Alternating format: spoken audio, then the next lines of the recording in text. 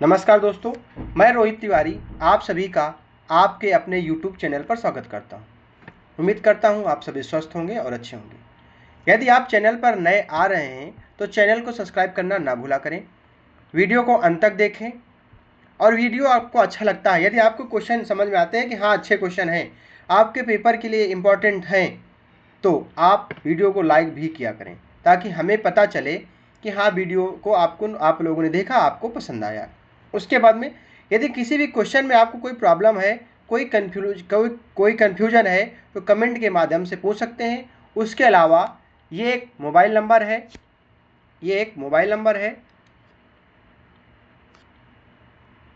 Note कर लीजिए आप, 9506906441। इसमें आप एक व्हाट्सएप ग्रुप बना हुआ है UPSSSC से संबंधित।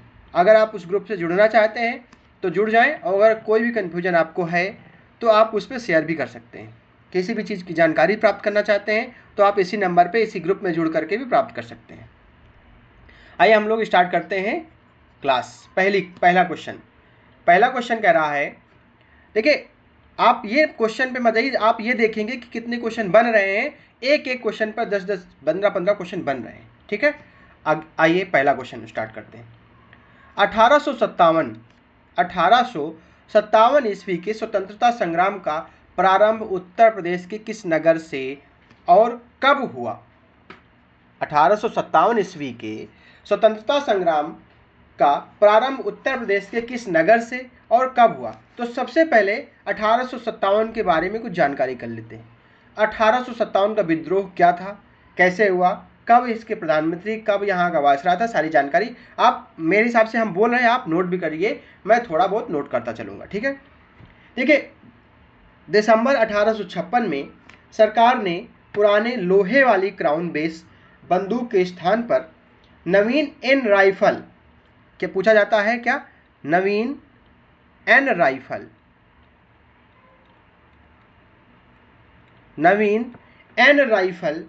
एनफील्ड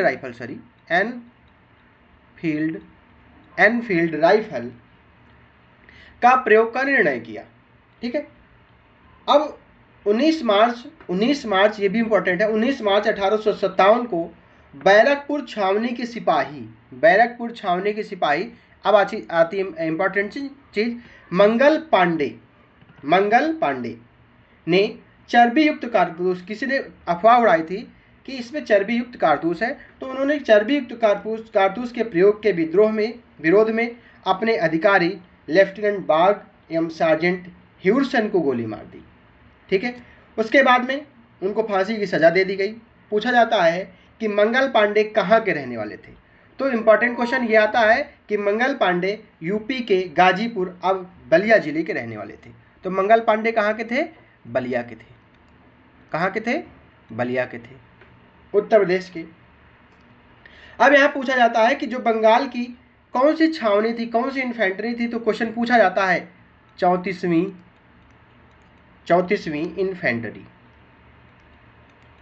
इन्फेंट्री, ये वाली थी, इसमें थे, ठीक है। क्वेश्चन में पूछ लेगा 32वीं, 31वीं, 34वीं और 38वीं, तो आपको जो 34वीं लगानी है, ये क्वेश्चन पूछा गया है इसलिए बताना जरूरी था, ठीक है। उसके बाद में इस क्वेश्चन का आंसर हो जाएगा कि प्रारंभ कहाँ से हुआ था? मेरठ से हुआ था। और कब हुआ था? 10 मई से हुआ था। कब हुआ था? 10 मई से हुआ था। इसके बाद में इससे क्वेश्चन और सारे 1857, देखिए बताने जाएंगे तो 1857 1 घंटे चलेगा, लेकिन हम लोग वही चीज़ें पढ़ेंगे जो इंपॉर्टेंट है, ठीक है। जैसे विद्रोह के समय इंग्लैंड के PM कौन थे? जब यहाँ पे विद्रोह हुआ था तो यहाँ के इंग्लैंड के PM कौन थे? तो पामस्टन थे। भारत का गवर्नर जनरल कौन था? क्योंकि ये पूछ लिए जाते क्वेश्चन। कैनिंग थे। कौन थे? कैनिंग थे। उस समय भारत का सम्राट कौन था? तो थे बहादुर शाह जफर।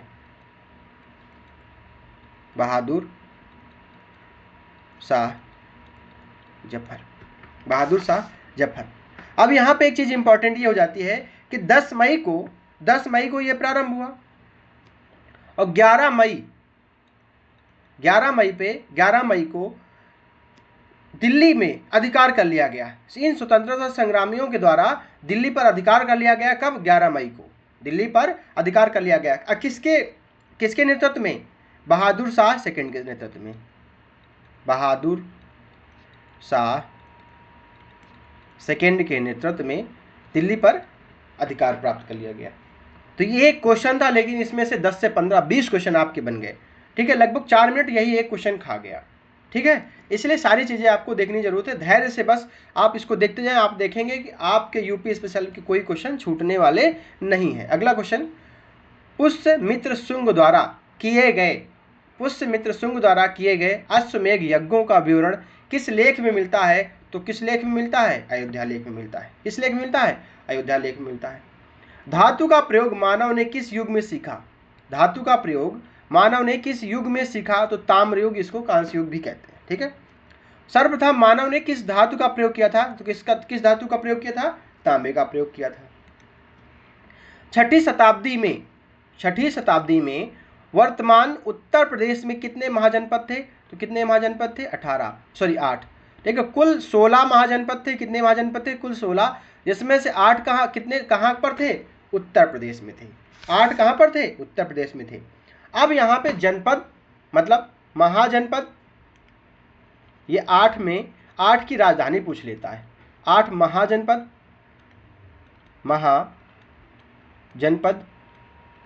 और उनकी राजधानी बहुत बार पूछा गया है ये क्वेश्चन। ठीक है, बहुत बार पूछा गया है। जैसे पहला जनपद हो जाएगा कौशल, इसकी 2 राजधानी थी। पहली उत्तरी भाग की राजधानी थी अयोध्या या साकेत, और दक्षिणी भाग की श्रावस्ती। पहला हो गया। दूसरा महाजनपद हो गया सूरसेन, इसकी राजधानी मथुरा। क्या थी? मथुरा थी। तीसरा महाजनपद था चेदी, राजधानी थी सुक्तिमती। ये सब नोट करना है आपको। ठीक है, क्योंकि ये सब पूछ जाते हैं महाजनपद, उनकी राजधानी पूछ लेगा। आपको कह देगा इनमें से कौन सा सुमेलित नहीं है, ऐसे भी पूछ लेगा। अगली चौथी आ जाती है वत्स, राजधानी कौशाम्बी।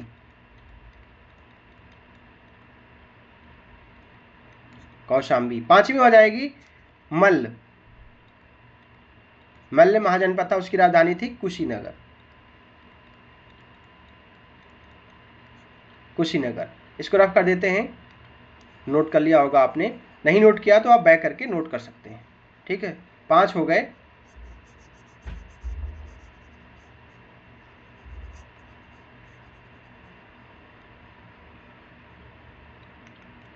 छठवां हो गया, मान ली छठवां आ गया कुरु, इसकी राजधानी थी इंद्रप्रस्थ। एक मेट्रो स्टेशन भी है। 7वां पांचाल की 2 राजधानी थी, एक उत्तरी थी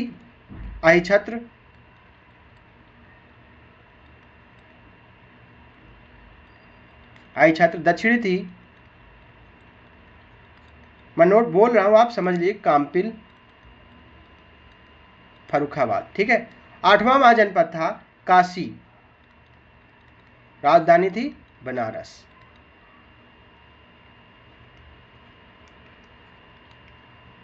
क्या थी? बनारस। ये 8 महाजनपद और उनकी राजधानी हो गई। और ये सारी राजधानी पूछी जाती हैं आपके पेपर में। ठीक है, अगला क्वेश्चन, प्रमुख लोक नृत्य चरकुला नृत्य किस क्षेत्र से संबंधित है? तो चरकुला नृत्य ब्रजभूमि से संबंधित है। कहाँ से संबंधित है? चरकुला नृत्य ब्रजभूमि से संबंधित है। ब्रजभूमि के और नृत्य जैसे लठमार नृत्य होता है, घड़ा नृत्य हो गया, मयूर नृत्य हो गया, कीर्तन नृत्य कहाँ से, ब्रजभूमि से संबंधित है। सभी आप क्वेश्चन में नोट कर लिए अपनी नोटबुक में, ठीक है, क्योंकि यही प्रश्न आने वाले हैं। पूछ ले जाए इनमें से कौन सा ब्रजभूमि से लोक नृत्य नहीं है, ये पूछ सकता है। अगला क्वेश्चन, अगर बुंदेलखंड की बात करें तो बुंदेलखंड में पाई डंडा, राई, देखिए ये राई नृत्य जो है जन्माष्टमी के टाइम में किया जाता है, ठीक है। सैरा एक नृत्य है, सैरा, ये बुंदेलखंड का है। ये फसल कटाई के समय, जब फसल कटाई की जाती है तब सैरा नृत्य किया जाता है, ठीक है। अगला क्वेश्चन 32 के बाद 33 नंबर क्वेश्चन, लोक नृत्य राहुला किस क्षेत्र से संबंधित है, तो बुंदेलखंड क्षेत्र से संबंधित है। किससे संबंधित है, बुंदेलखंड क्षेत्र से संबंधित है, बुंदेलखंड क्षेत्र से संबंधित है। अगला क्वेश्चन, अर्जुन बांध नहर उत्तर प्रदेश का लाभान्वित जिला बताना है, तो हो जाएगा हमीरपुर हो जाएगा। अब पूछा जाता है कि हमीरपुर किन दो नदियों के बीच में है, तो बेतवा और यमुना के बीच में, बेतवा और यमुना नदी के बीच में हमीरपुर बसा हुआ है, ठीक है। अगर कहा जाए कि ये अर्जुन बांध किस नदी पर है, तो अर्जुन बांध अर्जुन नदी पर है, अर्जुन नदी है। अर्जुन नदी किसकी सहायक नदी है, बेतवा की है, अर्जुन नदी बेतवा की सहायक नदी है, अर्जुन बेतवा की सहायक नदी है। अगला क्वेश्चन 34 नंबर हो गया। अब आते हैं 35 नंबर क्वेश्चन पे, उत्तर दक्षिण तथा पूर्व पश्चिम का गलियारा कहां पर मिलते हैं, तो बहुत इंपॉर्टेंट क्वेश्चन है, झांसी पर मिलते हैं। कहां पे मिलते हैं, झांसी पर मिलते हैं। अगला क्वेश्चन, सुविख्यात चित्र सत्यम शिवम सुंदरम की रचना किसने की थी, शिवनंदन नौटियाल ने की थी। किसने की थी, शिवनंदन नौटियाल ने की थी। अगला क्वेश्चन 36 के बाद 37 नंबर क्वेश्चन, कौन सा उत्तर प्रदेश का लोकगीत नहीं है, इनमें से कौन सा उत्तर प्रदेश का लोकगीत नहीं है, तो इसमें से ढोला मारू नहीं है, बाकी बिरहा है, रसिया है, कजरी है। इसमें से बिरहा कहाँ का है, पूछा जाता, बहुत पूछा जाता है, पूर्वांचल का है। कहाँ का है, पूर्वांचल का है। रसिया कहाँ का है, ब्रज क्षेत्र का है। किस क्षेत्र का है, ब्रज क्षेत्र का है। कजरी मिर्जापुर वाराणसी। अब कजरी के बुंदेलखंड का ऑप्शन बहुत जल्दी देता है क्वेश्चन में, कजरी बुंदेलखंड से संबंधित है। ये जब मिलान करने के लिए आता है तो कजरी का बुंदेलखंड के साथ मिलाता है और लोगों को लगता है कि कजरी बुंदेलखंड का है, लेकिन कजरी मिर्जापुर और वाराणसी का है। ध्यान दीजिएगा, बहुत पूछा जाता है यही तीनों, बिरहा, रसिया और कजरी। अगला क्वेश्चन, ओबरा ताप विद्युत केंद्र की स्थापना किस देश के सहयोग से की गई थी, तो ओबरा, पहली बात तो ओबरा ताप विद्युत केंद्र कहां पर है, तो यह है सोनभद्र में है। कहां पर है, सोनभद्र में है। कहां पर है, सोनभद्र में। किसकी सहायता से, सोवियत रूस की सहायता से। और भी है जैसे हरदुआगंज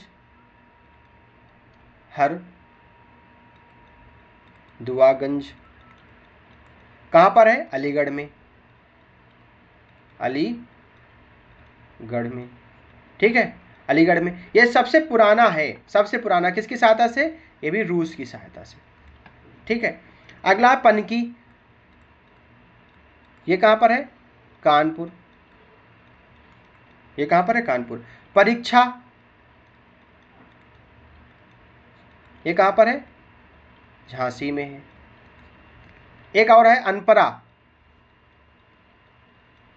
अनपरा, ये कहां पर है, सोनभद्र में। ये सब इंपॉर्टेंट है आपके लिए, ठीक है। अगला question 39 number question, Uttar Pradesh में लोकसभा सीट कितनी है, उत्तर प्रदेश में लोकसभा सीट 80 है। लोकसभा सीट कितनी है, 80 है। कहा जाए राज्यसभा सीट कितनी है, 31 है। विधानसभा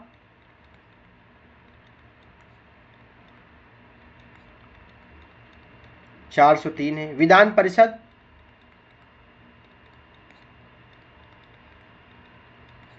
कितनी है, 100 है। अगर बात की जाए उत्तर प्रदेश के जिले कितने हैं, 75 जिले हैं, ठीक है। कितने मंडल हैं, 18 मंडल हैं। कितने नगर निगम है? 17 नगर निगम है। कितने संभाग है? 4 संभाग है। कितने संभाग है? 4 संभाग है। अब क्वेश्चन आता है कि किस फसल के उत्पादन में उत्तर प्रदेश देश का सबसे बड़ा उत्पादक है? तो उत्तर प्रदेश आलू का है, आलू का तो है इसमें, गन्ने का भी है और गेहूं का भी है, केले का भी है। गन्ना, गेहूं, केला। पूछा जाता है नकदी फसल कौन सी है? गन्ना है। ठीक है, क्या है? गन्ना है। अगला क्वेश्चन 41 नंबर क्वेश्चन, 2011 की जनगणना के अनुसार उत्तर प्रदेश का जनसंख्या घनत्व कितना है? 2011 के अनुसार उत्तर प्रदेश का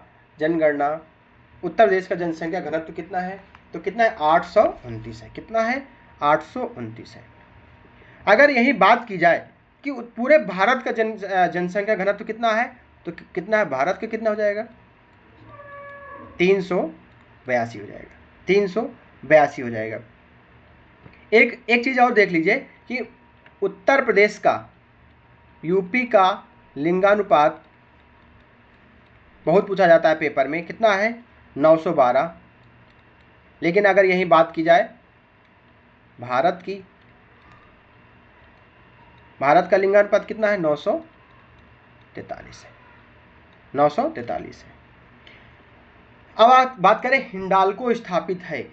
हिंडाल्को स्थापित है। हिंडाल्को कहाँ पर है? रेणुकूट में स्थापित है। कहाँ पर? रेणुकूट में। अगला क्वेश्चन, और ये 2 लास्ट क्वेश्चन है। उत्तर प्रदेश में बौद्ध एवं जैनियों द्वारा दोनों की प्रसिद्ध तीर्थ स्थल कहाँ है? बौद्ध और जैन दोनों की प्रसिद्ध तीर्थ स्थल कहाँ पर है? तो वो है कौशाम्बी। कौशाम्बी का मुख्यालय क्या है? मंझनपुर है। कौशाम्बी का मुख्यालय मंझनपुर है। ठीक है। अगला क्वेश्चन है, क्या है? उर्दू को किस वर्ष भारत उत्तर प्रदेश की दूसरी आधिकारिक भाषा के रूप में सरकारी मान्यता दी गई है? तो तब कब दी गई है? 1989 में।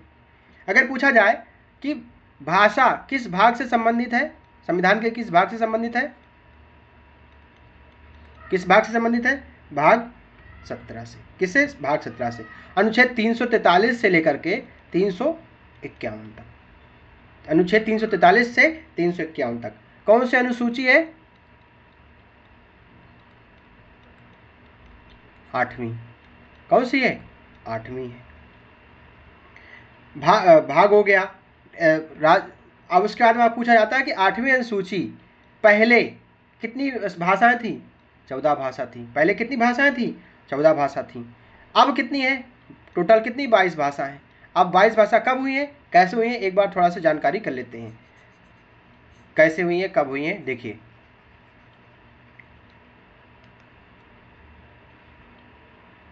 इक्कीस, 71, 92, ये एक तरीका है याद करने का। 21 और 71 दोनों ऐड कर देंगे, कितना हो जाएगा? 92 हो जाएगा।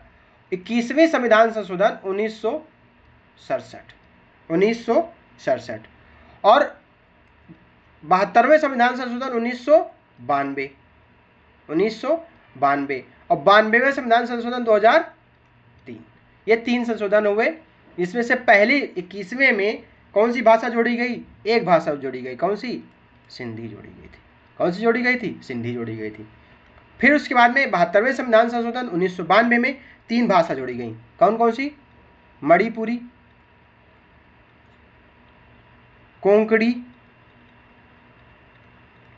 फिर नेपाली। मणिपुरी, कोंकणी, नेपाली। फिर जो 92वें संविधान संशोधन 2003 में हुआ था, इसमें 4 जोड़ी गई थी। DBMS, ये याद करने का तरीका है। डोंगरी, बोडो,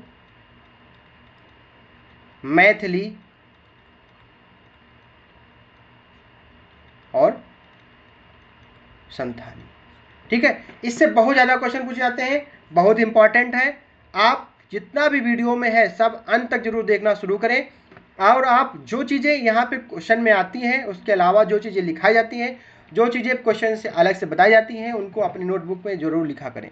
उससे क्या होगा, आपके पास सारी चीज़ें एक साथ व्यवस्थित हो जाएंगी और आपको रिवीजन करने में फ़ायदा मिलेगा। और पेपर में भी यही सब पूछा जाएगा, क्वेश्चन तो पूछे जाएंगे, जो हम लिखा रहे हैं अलग से चीज़ें बता रहे हैं, ये समझ लीजिए कि ये क्वेश्चन में पूछे ही जाते तभी लिखाया जा रहा है। ठीक है, चलिए मिलते हैं नेक्स्ट वीडियो में। धन्यवाद। आप सभी वीडियो को लाइक ज़रूर किया करें और चैनल को सब्सक्राइब करना ना भूला करें। मिलते हैं नेक्स्ट वीडियो में।